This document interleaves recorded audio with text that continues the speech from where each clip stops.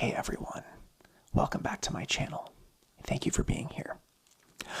Today, I'd like to talk about my recent experience with health anxiety. Now, I know that for those of you who may have experienced health anxiety, this is a topic that's probably pretty hard to talk about. And that's exactly why I'm making this video today. I think that having gone through what I've gone through over the past 7 to 8 months, I would be remiss if I didn't share my story with the masses and really let anyone know who's had this experience or is having this experience right now that it gets better and that you're not alone.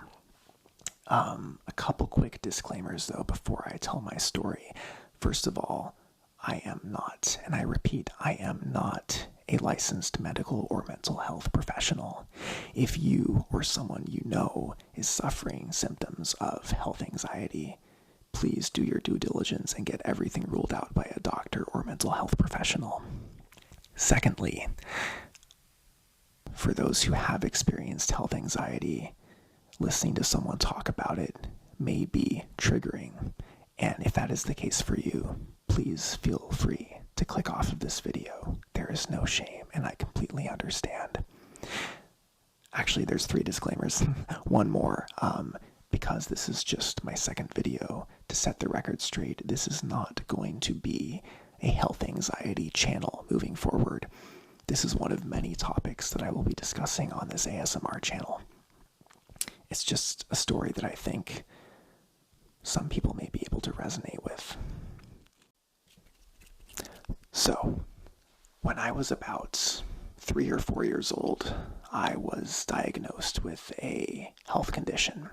I'm not going to go into the nature of the health condition today because seeing as this is only my second video, I feel like that would be diving a little bit too deep too soon. But the idea is I had a health issue that needed to be cured, and the only way for the health issue to be cured was surgical intervention. So I had my first fully anesthetized surgery when I was only 3 years old. Obviously, I don't remember the experience, but according to my parents, when I woke up, I was screaming and kicking like a madman, which I think is pretty common for little kids, or really anyone who undergoes anesthesia, but especially little kids. So that happened. After the surgery, they said that everything was fine, and I went about my life. Unfortunately, about a year later, they realized that it didn't fully work the first time, and they had to do a redo. So the second surgery that I had happened when I was 5, and that I do have some memory of. In fact, it's funny because I remember my parents saying that I could have an A&W root beer float after the surgery as kind of a reward for being brave and getting through it. I'm from California, and A&W is very popular down there.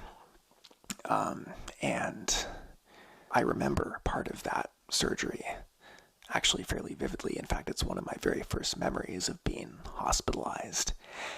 And it was fairly traumatic at that age, and something that I don't think a lot of younger children should have to go through. Fortunately, that did the trick, and it solved the issue permanently. Now, this wasn't any type of life-threatening issue by any means, but it was a problem that needed to be fixed. So I got it done and went on with my life.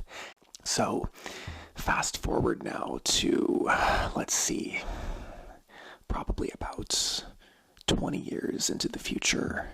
When I was about 21, I started experiencing odd symptoms. And again, I'm not going to go into the specificities of the issue itself right now, at least. But the idea being that I was having some health issues and I didn't know what was going on. The likely reason for why I had that issue was because of a likely complication that happened from that surgery that I'd had when I was a young child. So the doctors told me that they would recommend that I get a procedure to fix the issue. Now, the only issue with that procedure at the time, and again, this was about 1.5 years ago, was that this procedure in question on a long-term time frame only has about a 50% success rate. So I got the surgery, and unfortunately it was not successful. And about 2 months later, I was back at ground zero with it.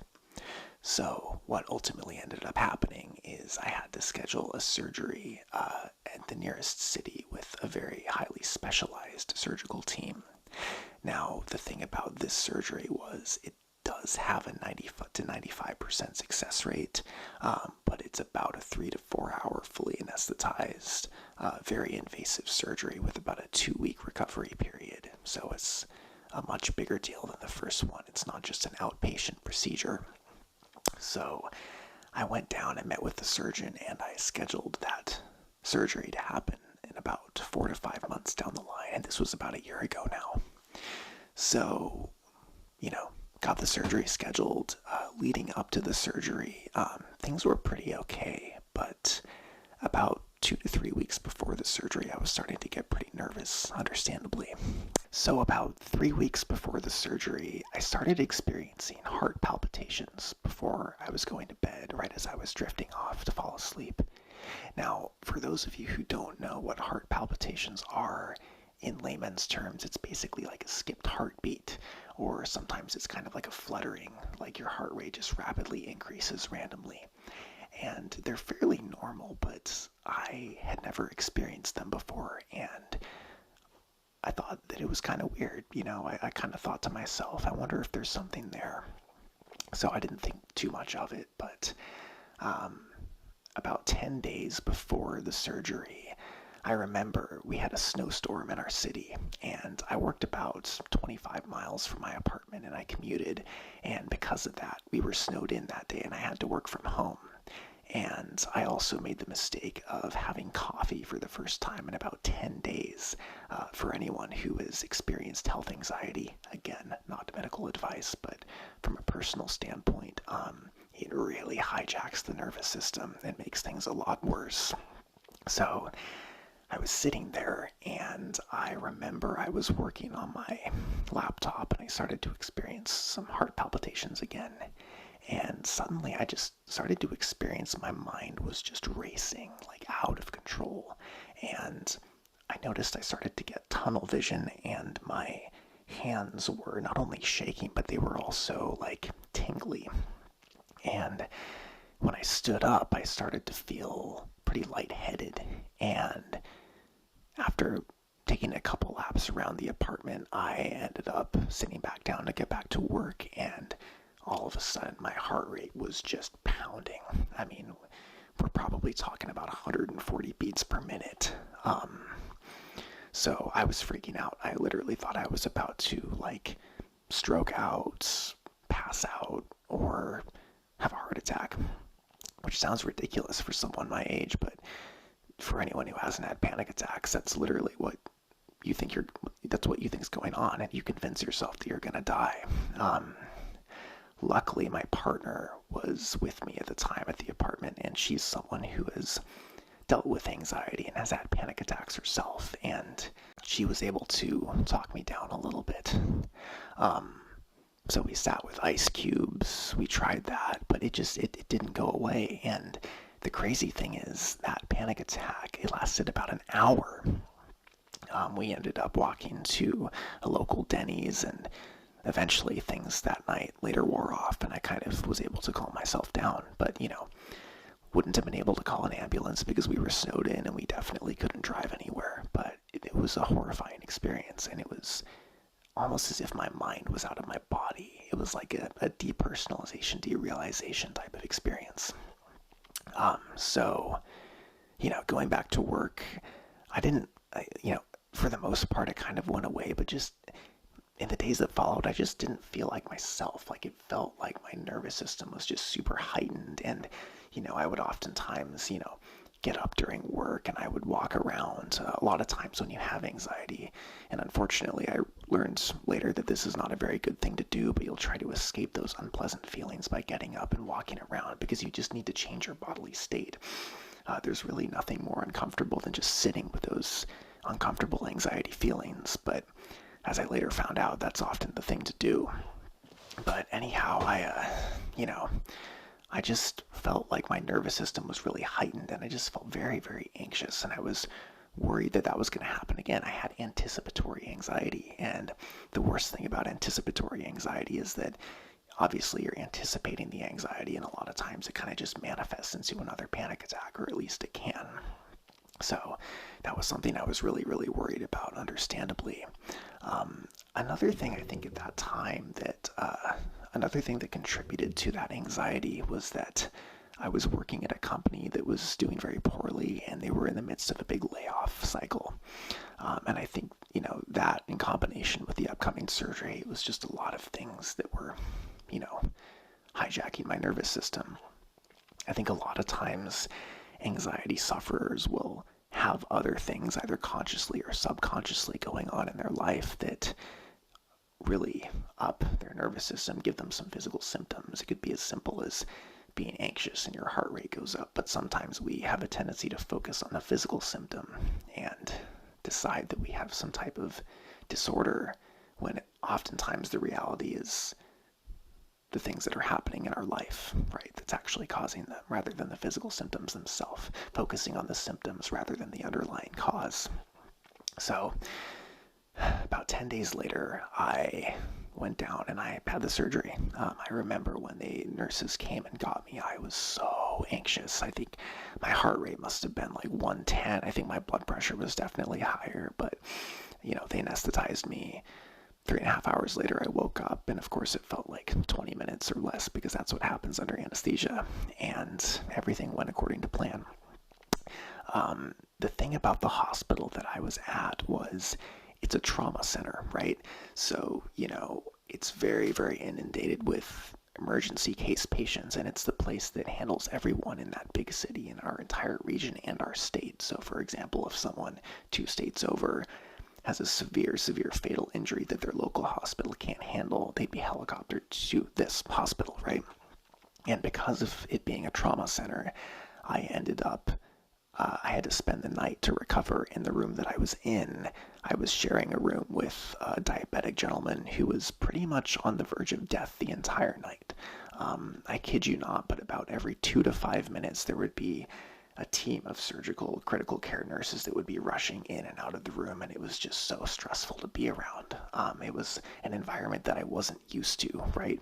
I had been in hospitals before, and I vaguely had that vague recollection of being in a hospital as a child, but I didn't spend the night, right? And I remember my heart rate was just pounding the entire time, because the person next to me was in such critical need. Like, he had so many issues that the nurses constantly had to be checking in on him, and they were worried that he was going to die. And I think a lot of that was projected onto my anxiety, and it just heightened it even more.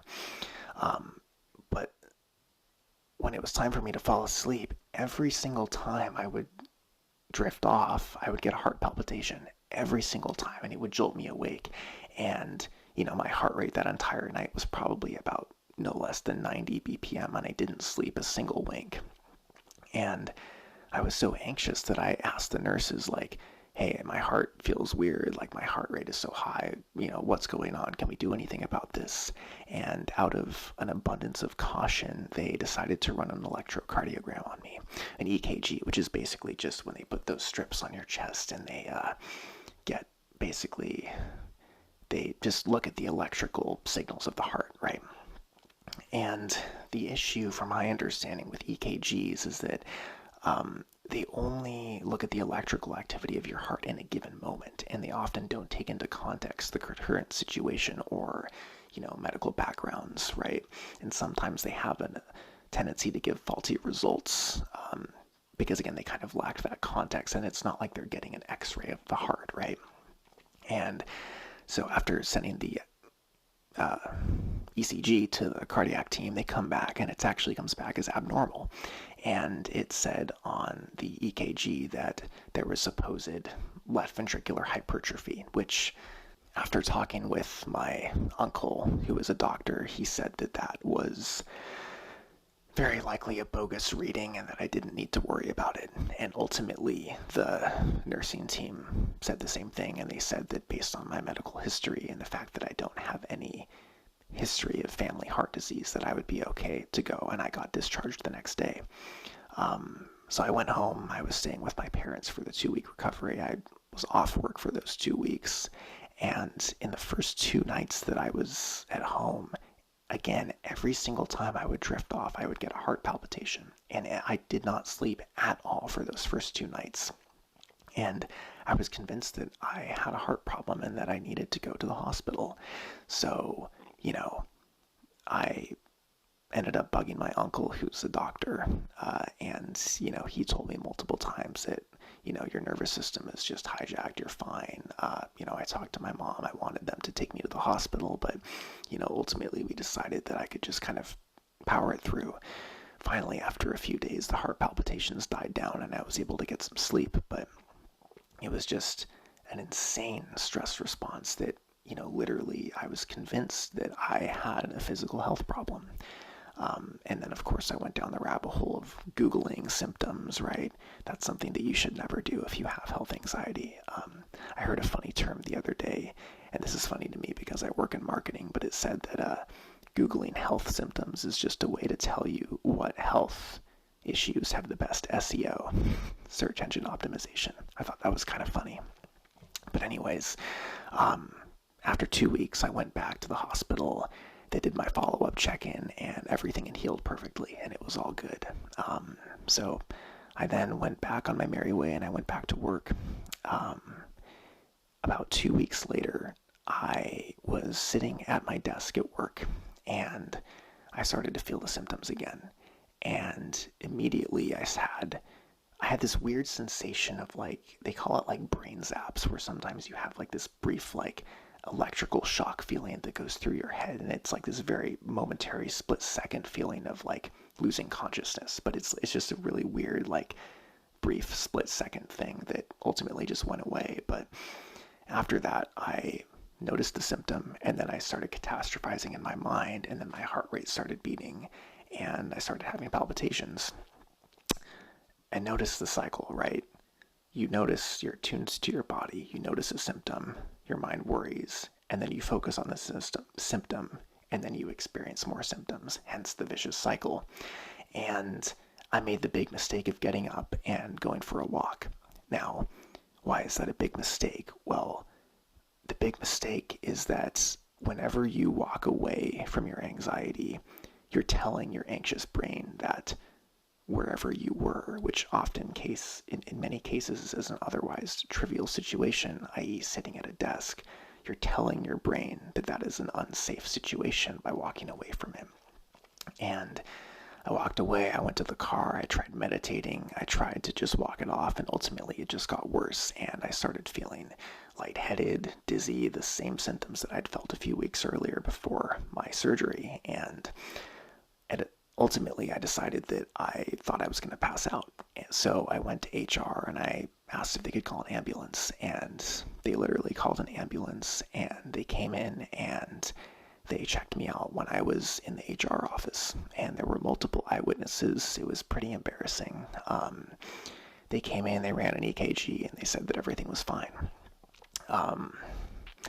The EMT lead ended up walking with me a bit afterwards to make sure that I wasn't going to pass out, but after that they left and it was all good. And believe it or not, I actually stayed and I worked for the rest of the day.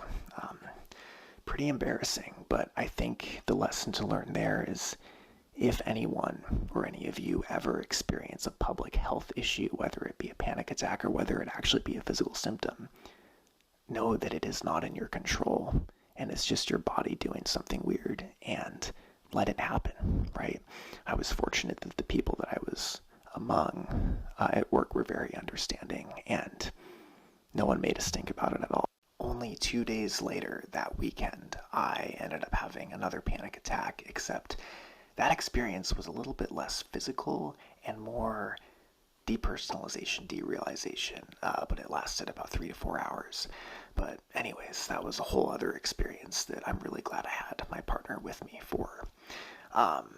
the following Monday, I just so happened, thank God, to have a doctor's appointment scheduled.